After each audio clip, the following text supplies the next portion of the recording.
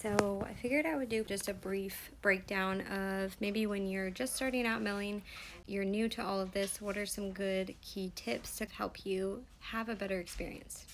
So my first tip would be, it is going to be a learning curve. If you have baked with store-bought flour all your life, it's going to be a learning curve. It's going to be a little bit frustrating at first, but don't give up.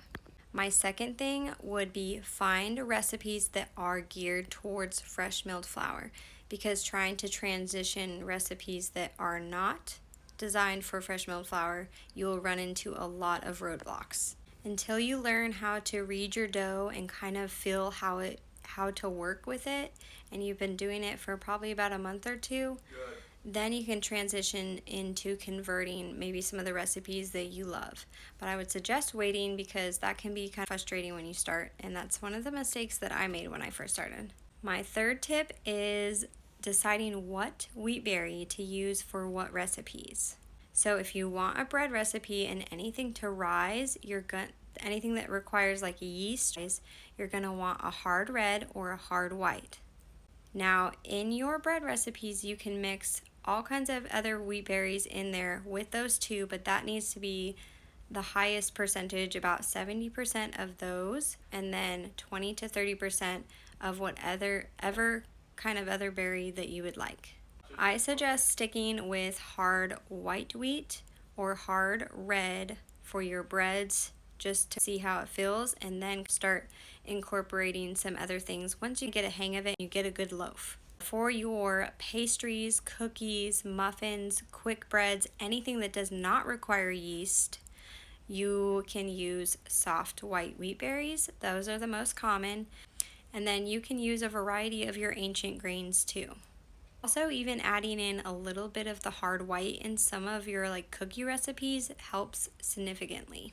Tip number 4, make sure you are autolyzing, which means letting your flour and your water sit there for at least 50 minutes up to 1 to 2 hours to absorb the liquid. Fresh milled flour is a lot more thirsty.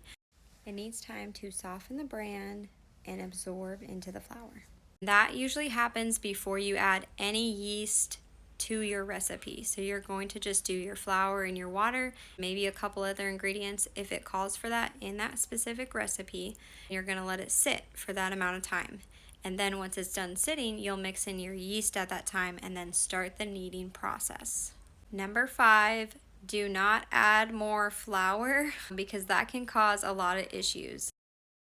If you go to add more flour, kind of like you would with store-bought, and it's already developed its gluten from it sitting, and then you add more where it hasn't developed and gotten the bran softened, then that can add a lot of issues. That's something I did not know, and it's different than store-bought, because store-bought you just keep adding flour. That's not what you do here. So if you need, it's going to be a little bit more of a stickier kind of dough with fresh milled flour. If you need to get it wet, get your hands wet, or use like olive oil to lay on your surface, oil your hands to shape with. There's only a couple recipes that I do that I will lay down a tiny amount of flour to roll things out, but it's not a lot of the recipes, especially not your bread recipes. Tip number 6, you got this. It's going to be a learning curve, but you got this. And I hope all of this helps you. If you have any other questions, feel free to drop them. I would love to support you on your journey of starting with fresh milled flour. Also, tip number 7, since I forgot, make sure you're getting to your window pane test on your breads, which means basically it will take about 8 to 25 minutes of kneading, depending on what kind of mixer you have.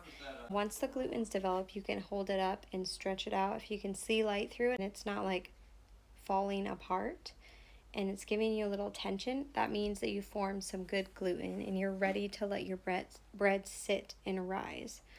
So I hope these tips help. Let me know if you have any other questions.